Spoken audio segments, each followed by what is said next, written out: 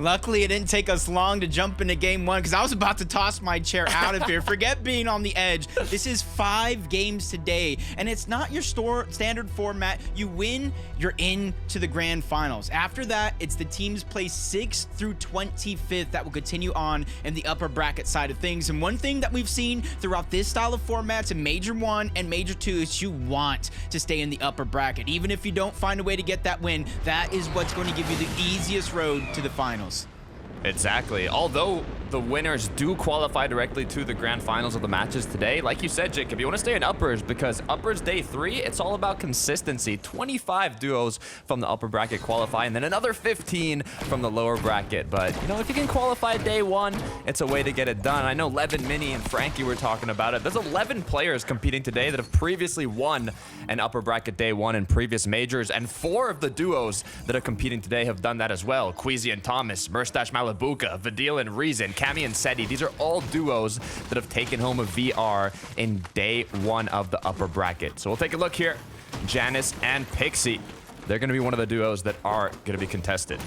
Yeah, over towards Brawler's Battleground, to where, you know, a couple of seasons, last season, that we had the medallion, there was a mythic weapon, a real reason to land over here, and now it's kind of gotten tossed to the side, but it's still just as good because of the new season and the changes to the south side of the map. The Nitro rings, the cactus, there's even a launch pad right next to Brawler's Battleground so they can kind of get out and disengage if things become just a little bit tough. And this is a huge changeup that we've seen from the qualifiers, because remember, we were watching Kyrie, we were watching Bad Sniper get contested and actually fight it out to the very end after this POI. And the biggest change that we've noticed, and even talking to Prodigy Analytics, aka Alden, is the time to close out these fights have drastically changed throughout the course of the season. Is usually our big names, Vidil, Reason, they finish fight quick, sometimes even under a minute. Now there's less risk, there's less chances, and because the average skill in the lobby has gone up, that average time to finish these fights have drastically changed.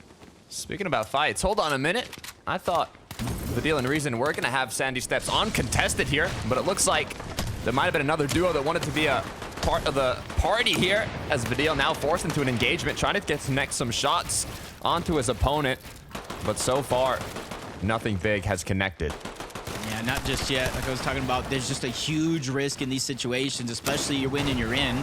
And you gotta wait till you have such a big advantage of Vidil and Reason already sensing that here. They try to close it on the distance, but take note, they're keeping their places elevated before they use the Nitro Splash and try to drop down, using any nook and cranny they can to try to get a shot in. And already they have a huge health advantage, forcing them down below to use the Nitro Splash to try to counter back. But Vidil, he found that nook and cranny that I was talking about, that little bit of space, was able to get the first knock and really turning the tides in this fight.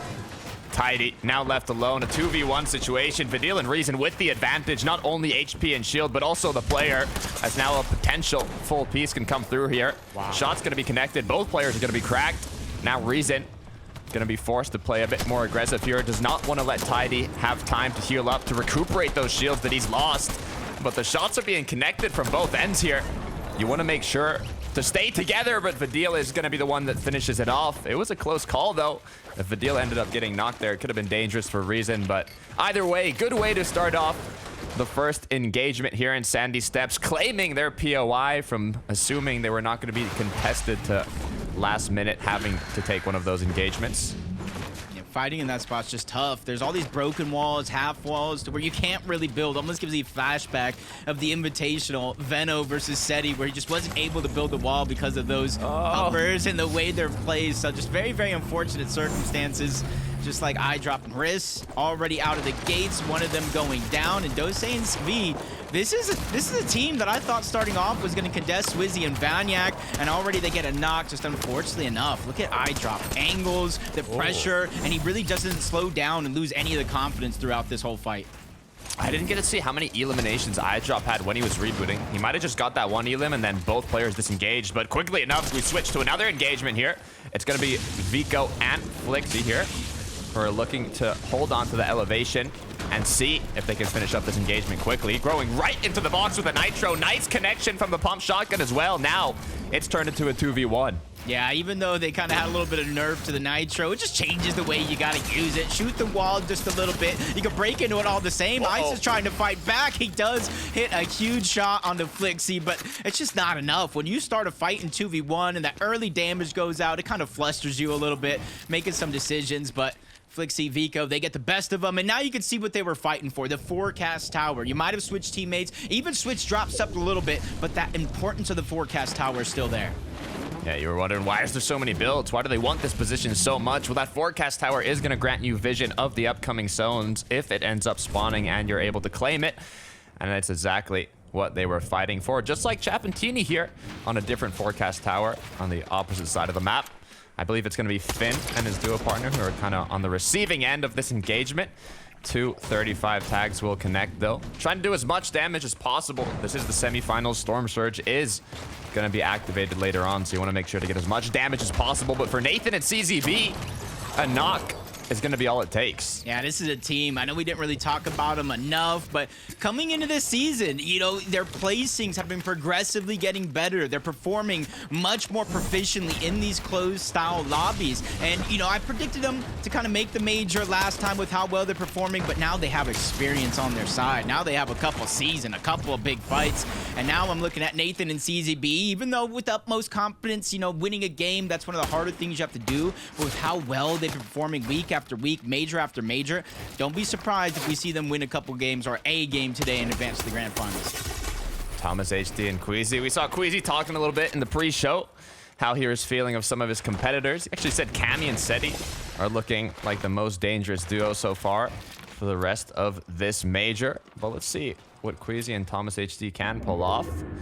I'm liking so far. They have kind of a Tarnal going here. I didn't get to see if they had any eliminations already. I'm not sure if you saw, Jacob, but I think they're starting off pretty strong. Yeah, especially since they have the Cactus. They're getting early game surge, which has been a thorn in their side for not just this season, but multiple seasons as well. So switching up here when it matters most. As Sky and Scroll, you see them on the outskirts of the zone, not too far off, but there is another team in their direction that can potentially third party if they do like what they're hearing. But I talked about the risk, the scenario. A lot of these fights, at least early on here in game one, teams are actually choosing to kind of disengage. They don't want to take that big risk. They go down early. I think maybe later on, maybe games 4, maybe games 5, depending on where you're at in the leaderboard, that's when we'll start to see a lot more of those big risks comes out. Because if you're out in the leaderboard, if you're outside of the top 26, it's either that or go to the lower bracket. Yeah, as a reminder as well, their lower bracket is being played out at the same time right now with the same format that we had a few majors ago, where it's, I believe, 250, 255 duos who are all competing at the same time. But this is just a set lobby. There's 50 duos, 5 matches to be played out. Not 6, only 5 matches, where the duos that secure that victory royale will qualify directly to the grand finals, and then top 20 from the upper bracket will continue in upper bracket once again tomorrow. And even the top 30 from the lower bracket competing today will also get pushed up to the upper bracket tomorrow. So 3 days of competition in the semifinals. It's a little complicated, but I guarantee it's going to be a lot of fun. Yeah, as long as you guys tune in, don't worry, we'll hold your hand. We'll guide you throughout the weekend, who qualifies, what scenarios they need. As Polish, he was able to get Rez back up into this situation. Teammate doing a good job of not letting them get pushed. You saw Seti and Cam. You saw so many teams, and they're deep in the zone. These are one of those scenarios to where people see this, they think it's a good chance to go and try to get some damage, try to get an elimination. But I think since everybody's staggered back long enough, they probably have their cactuses, which will no longer respawn in the zone. So they're just trying to make sure they separate far enough so that way they can have a fair rotation into the zone and not take those big risks. And I think that's what we're going to see throughout the day here today. Early on in these games, a lot of players and teams will play just a little bit more tight, try to play more of that standard gameplay. Yeah, what's good about the current map of this season is there's a lot of environmental mobility. You can see those nitro rings, what Seti just jumped through. He didn't go too far there, but if you were to combine it with the Flowberry Fizz, for example, or something that grants you a bit more of that mobility boost, you can launch yourself a significant distance. So it's okay to stay in the zone a bit longer as long as you can secure a safe rotate or even a potential to get a bit more damage, as Chicho here in Trulex connecting some nice shots. There's actually 61 white onto his opponent. I didn't quite see who it was, but they might be in a bit of a dangerous or desperate situation. It's kind of a little slow than our thing to rotate out of Nitro Drone. But I mean, watching a lot of scrims, cash cups, the zone previously did have like a favor towards the south side, or at least seemingly so. That has been constant. So this moving towards the north side of the map this time around, especially the northwest, I think teams have prepared for maybe a south pull and now being surprised here early in game one. Others are staggering their position exactly for what Pixie and Yanis are fighting for, the bunker here. And this is a good amount of loot. You see no med kits, no colas in Pixie's inventory. Maybe the nitro splashes are on Yanis, but they could use a pick-me-up here if they do win this fight, or just force Bad Sniper and Kyrie off of the bunker. We've seen it time and time again where players will stay in the zone just to claim the bunker and have that kind of battle. Issue is, when you go into the bunker, there's only one way out of the bunker. So if the opposing duo is still up, they could just hold you in the bunker in zone for as long as they want. Kyrie, though, gonna connect some nice shots onto his opponent. It's gonna be Janice who got cracked there, left with a little bit more than 30 HP, now forced to heal back up. See the floppers getting dropped. That's a clear indicator of the healing situation for Yanis and Pixie in terms of HP. You see some bigs, you see some multiple resources for them to use, but it's the HP that you really have to watch out for. The longer you take, the harder it's going to be. As Bad Sniper trying to hold down the wall. Kyrie taking an additional angle, maybe trying to get a little surprise attack on Yanis and Pixie, who don't seemingly know that he might be up there just yet. So this could be a good opportunity for Bad Sniper and Kyrie to get a shot. But once again, because of neither player wanted to go down early, they're fighting for control rather than just straight damage. Gotta be careful here. One big shot is all it takes. You want to conserve those floppers, especially if you consider the time it's going to take to not only loot the bunker, but also get out of it if you don't end up securing these eliminations. I wonder at what point these players are going to decide it might not even be worth it anymore to continue this. Really depends on how many heals they have. I'm not sure what Kyrie and Bad Sniper have in the loadout. We know that Janice and Pixie are holding floppers, but looks like Bad Sniper Kyrie have decided now. It's taking too much time. We're not making much progress. Let's get out of here. Yeah, and see, they know the disengage is coming. Yanis going to go ahead and loot up. Pixie's going to land a couple extra shots, but now the healing is just in a dire situation. I like it out of Kyrie and Bad Sniper, whether they have heals or not, being proactive. Because not only do you have to make it to the zone using your heals, once you get there, you're probably low on HP as well. So being very, very proactive, trying to think 2-3 steps ahead is going to be very important, especially in that situation. Switching on over to Vanyak and Swizzy alongside Thomas HD and Queasy. Our major two champs, Vanyak, Swizzy, also competed in upper bracket day one in the previous majors and qualified through a VR, so we'll have to see here. Well, they didn't qualify through a VR in upper bracket one, apologies, but they did compete in day one upper bracket. You gotta be careful though. Cracked out of the sky. Swizzy left just one shot away from getting eliminated, as Vanyak quickly is gonna cover his surroundings, and Thomas HD is going to decide it might not be worth it to continue with that aggression. Yeah, I think he just kind of knew, yeah, there's that one team, Swizzy Vanyak, you just got their HP, shields low, but there's so many teams stacked around this side of the map, and they are the lowest elevated, almost down low in the mud. So moving up, even trying to finish that fight, just puts you at so much risk from those third-party shots that we start off and made him really think that situation. From one elevation that's very low to the highest point here on the map.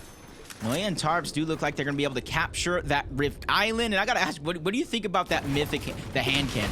Is it something that you must grab? Is it something that maybe if you're good enough with it? Look, if you're him, Jacob, if you can connect those headshots, if you're confident in your aim, I know players like Thomas HD could potentially be a fan. But in terms of, you know, utility you could take over it, I don't know. We've seen the DMR be used a lot for Storm Surge specifically. It's a situational type of item, but I'm a fan. Personally, I'm taking that. Oh, so you're saying if for Thomas, you can grab it. If you're Jacob PR, maybe leave it there. And grab it. Maybe you got okay, I got that one. Duly noted. Look, I didn't directly say it, but I'm glad you caught kind of my drift, you know? Anyways, changing the subject here. Cringe Volko, 103 above. You might think, okay, you know, that's quite a bit of damage. It's nothing in semifinals with the amount of damage that their opponents are going to be doing. So they have a long ways to go to feel safe. And in the position they currently are, they're almost centered in between quite a few duos. So they don't want to get the focus onto them. They have to be careful here on how they decide to kind of look for these shots. But Malibu Merstash, I thought for a second they were going to make an aggressive play, but it looks like They are. That actually might be exactly what they're going to do. I'm not wrong at all. It's going to be Malibuca versus Stash now going for the box fight against Podesai and Snazy. A big fight where they just get tagged out of the sky. Mustache is already feeling troubles. 2v1. He gets knocked. Storm Surge now causing havoc for Malibuca, forced to bob around. 14 below the damage threshold and dealing damage. Third-party shots coming in. The stresses will continue for Malibuca, forcing him inside of the zone just a little bit, but that's no worries. He does have the med kits. He's trying to let Snazy and Podesai take a lot of this focus and pressure. That way he can heal up and try to fight it. Even though 14 isn't a lot, you know as well as I do, box fighting against Snazy and Podesai, that's not where you necessarily want to try to get the brunt of your damage, because now they're turning the tables. They're getting aggressive. No Malibuca was back up against the zone, but distracted yet again. He's peeking through at these perfect moments to land the shots, using that third party as a big distraction. You could see they were just 30 damage above Storm Surge. They didn't want to play the slow game, taking shots from afar. They know how confident they are mechanically, so they went all in for that engagement, for that extra damage, but it did not quite go their way as Mustache has gone down, and now Malibuca has been left alone to figure out how he's going to clutch it up. I mean, a little deja vu from previous clutches that Malibuca has done, but this time around, it looks like the dream is not going to become a reality. I really wanted to see him do the trick, just quickly drop the medallion, pick it back up, causes instant heals on the shields, and I've heard things about it out-healing Storm Surge as well, so I was a little surprised to see them with the red line rig loot down on Surge, but that's the name of the game. This is a huge change up of the lobby right now, and this is the biggest chance for our underdogs. I was talking about it through the qualifiers, the teams that are just in the shadows, not necessarily the superstars. This is going to be the biggest and best chance to change the course of their Fortnite career. Marius, TikTok clip star, alongside Sangold here. It looks like they need to go straight into the action, Malibuca Mustache style, but once again, it's not going in their favor. They have no shields to work with, no HP advantage. As for 9 and his duo here are just gonna almost get some free pickings on both of these players. Little refresh, little bit more damage, as they desperately needed it as well. Yeah, just kind of blocked them out. They knew they had Marius down already. Zone was there. Just a little crevice. Look how much zone is actually left. They were just holding the walls instead of trading shots. They finally let him in and then just kind of took him out. Great move for Fortnite and Adela. 638 above the damage threshold as well. From here on out, they have the luxury of just worrying about rotations and positioning, not having to force themselves to fight for Storm Surge like we've seen some of the other teams already have to do in this lobby. Queasy was saying Cammy and Seti have been locked in their scrim game, not missing a single scrim upcoming to this major, so they have prepared. Will we see that reflect throughout the match today is the big question. Was it game 1 that they ended up winning in the previous major or major 1? I know they won one of the initial matches. I want to say it was in game the upper 1, bracket. and they took high ground to do it. Something very, very unfamiliar from Seti and Cammy. But hey, that's what you have to do for a team that's been as dominant as they have throughout the past couple years. Maybe they haven't won an FNCS during the majors, but they have the Invitational Championship. They always show up when they matters. But now they're going up against a bunch of other teams that have been progressively. Swizzy, Vanya. Swizzy specifically is probably on one of the most horrific, impressive runs throughout the last couple majors that we've seen in EU in such a long time. And I'm looking for them here, probably the #1 ranked team going into today to continue that domination. A lot of exciting things coming soon. This is the last major, an opportunity to qualify to that global championship. Book your tickets to Fort Worth if you haven't already to see who is going to take home the crown. Snazy, Podesai now only 25 above. They are in quite desperate need of a bit of damage here, but that might just be enough. Pushed up to 140 now, even securing that elimination. Odin now is left alone with Storm Surge taking 2 eliminations. They're trying to look for more and being proactive. You know as well as I do, especially when you got to rotate zone to zone, running out of a lot of resources and materials. You want to try to get the best, especially now that you have that red line rig loot. You're able to save a lot of those shields using the Flowberry Fizz strictly for utility. They put themselves in such a good spot, but they're missing HP. They're missing heals, and right now they need a refresh if you're looking at the builds as well. So as good as Snazy and Podesai are doing, you know their job is not done just yet. Rotate coming through now. They are going to choose to elevate themselves here on the crossing. Got to be careful to not get beamed out of the sky, but it looks like they've made quite the clean rotate, Jacob. Okay, pretty clean. Reason trying to do the same thing. Just trying to look for any fallen loot, any scraps that is left behind. 8 builds, no shields, no heals, just the weapons in your inventory. Even if you have 5 eliminations, placement points have not begun to set in just yet. 2 more teams still need to go down. So talk about stressful situation. Reason got to be one of the most stressful spots on the island right now. Yeah, it's not something I like to see, seeing that Vidil and Reason are the only EU duo that has won a game on day 1 of the upper bracket in the past 2 majors. But you never know, Jacob. The solo dream. Taking a look at the little replay from Swizzy here, though. From the clouds, like a bird dropping down like a meteor. Nice little picking on Artist. Well, I said they needed a refresh. They probably heard me say, all right, Captain, I'm going. A nice little refresh. They got their HP back, and now they're back into prime position. Still a little low when it comes to the materials. 1 crash pad left in the inventory, but I gotta expect Vanya to have some nitro splashes. That's where you got that strength in a duo. Getting the inventory spread between the two. 208 above the damage threshold. The lowest elevation, I do believe, at this point in time, so they do have a mountain to climb and a bridge to topple over. Yeah, if you look at that zone at the bottom right of the screen on the mini-map, it pulling south from Swizzy and Vanyak, and like you said, there's kind of like this little ridge that they're going to have to get over. So not only trying to disrupt their opponents, but also kind of find a path for that rotation. As you can see, they're already getting it prepped up. Flowberry Fizz is going to come through. And let's hope they can get a clean rotation here. Yeah, everybody around him kind of taking damage. You see Storm Surge going off, and that's the thing. You don't necessarily see somebody else going through the Storm Surge. You can only really hear the shields as Volko, Cridge finally reunite in the same box, but 99 below the damage threshold, actively taking Surge. They reunite in the same box just in the nick of time to get the Flowberry off, trying to keep themselves alive, but they're still 81 below and quickly falling further. Luckily for them, Storm Surge has come off, but that is a teaser of what's to come if they don't start getting proactive for damage now. Priority is damage for this duo now, but they got to be careful. Volko cannot take too many shots. On the other hand, though, Cringe looking healthier than ever as they continue to get ahead of zone now. Good opportunity to look back and take shots at these duos that are rotating in a bit later, but it's going to be Queasy. It's going to be Thomas HD. They're going to make a play for height. Yep, they've been waiting for a moment like this. They're going to be the ones highest up. But 8 zone might be a little too soon, especially with the addition of the crash pads and the Flowberry Fizz. We've seen very, very late game high retakes, and already looks like Trulex Chicho. They're the ones waiting right behind that zone. Might be a possibility there. You see the spread of the land. Pixie and Lunex, 2 solos just on the outskirts. They're trying to go through unnoticed. Meanwhile, everybody else is kind of jam-packed together. Cammy, Seti, done a good job of staying up and conserving a lot of materials. With only 1 elimination, they have not had to risk a lot to get to where they are in this match. Pixie now has lost his duo partner Yanis, so he's stuck as a solo. Good amount of builds, though. Still has a Flowberry, still has damage. And for Thomas HD and Queasy, is just maintaining their position.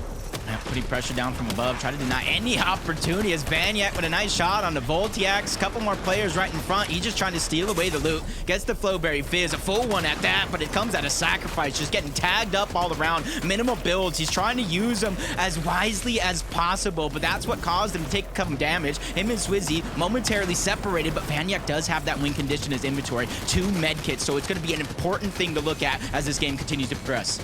1 is going to be popped, though. Leave him with 1 more med kit. You can see Thomas HD dropping down below. Might be looking for a refresh, for some loot from a potential elimination that they secured. Even just reconnecting their builds a little bit here. It looks like they're still healthy, though, in terms of materials. It's all about applying pressure now to those layers close to them to try and avoid having or giving their opponents the opportunity to try and retake. Yeah, the players that I thought were actually going to try to attempt it are the ones just getting cracked right there. Trulex Chicho end up in a tough situation. High ground, low ground, everybody beginning to target in this direction, but they're very, very healthy when it comes to those materials. Spreading them out, making sure there is a strength for both of them to utilize. The Nitro Splash comes out, mix it with the dash. Easy rotation for Trulex and Chicho as they make their way and dip their toes in the waters once more. River of Sticks gonna give them those dashes, but you gotta be careful because all your opponents have dashes as well. Cammy now left alone. Seti has been knocked down. Taking a swim, you gotta be careful though, because there's a lot of sharks in the water. As now just 170 builds. Luckily enough though, a quick refresh pushed up to maximum wood as he's gonna continue tarping.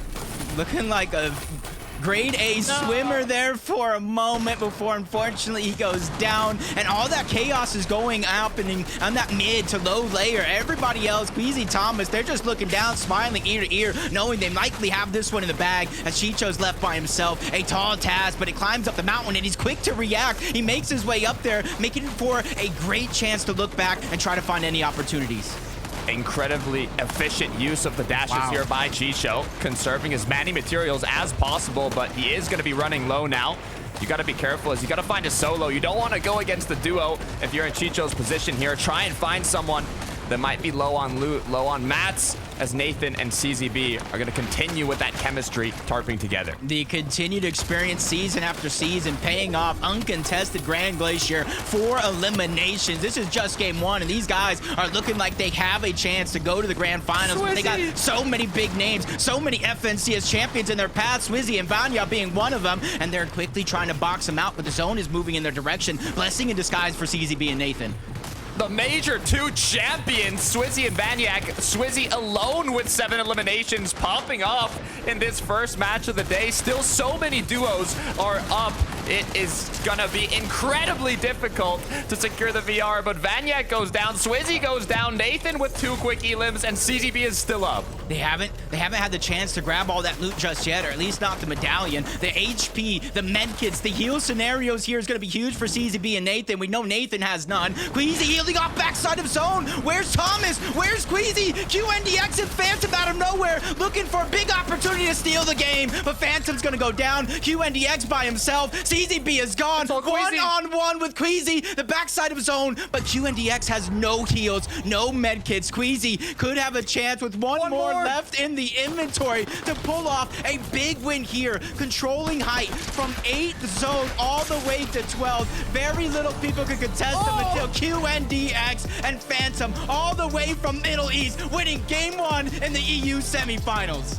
What a way to book your ticket to the grand finals. QNDX Phantom, not only 12 eliminations, but also the victory royale in the first day of the semifinals here on EU. What a way to close out the match. Queasy with an attempt of the heal off once high ground was overthrown, but unfortunately he did not have enough med kits to close it out, and QNDX with a couple shots connecting was all that it took to finish off the game. Yeah, we were talking so much about so many duos switching region, EU players going to NA, Brazil came to EU. We forgot about QNDX and Phantom from Middle East. They already got their global championship spot secured, and in game 1 here today, they secured that EU FNCS grand final spot.